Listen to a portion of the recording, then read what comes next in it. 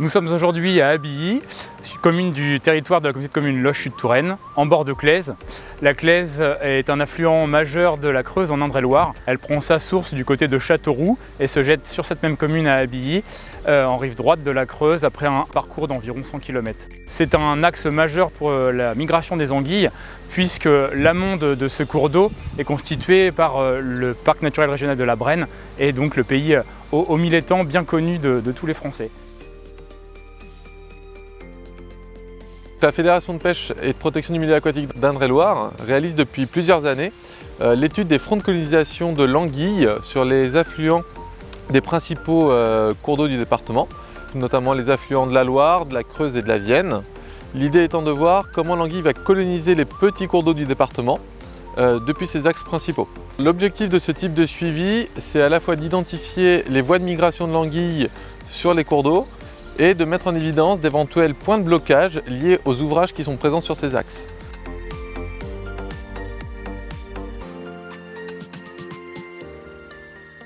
La Fédération de pêche et de protection du milieu aquatique d'Indre-et-Loire est un partenaire majeur de la communauté de communes Loches-Sud-Touraine à plusieurs titres, d'un point de vue technique, mais également d'un point de vue animation.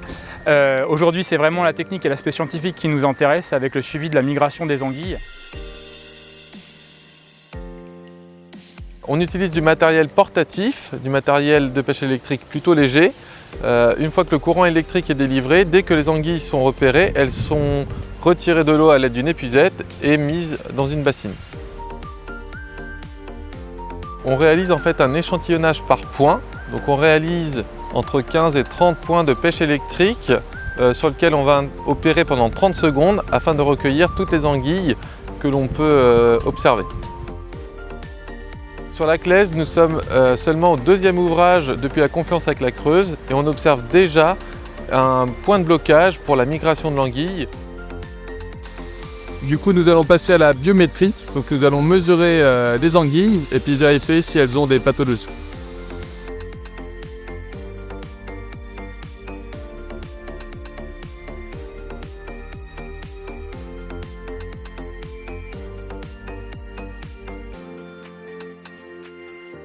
À la fin de l'échantillonnage sur chaque complexe, les anguilles sont toutes récupérées pour être mesurées avant d'être remises à l'eau.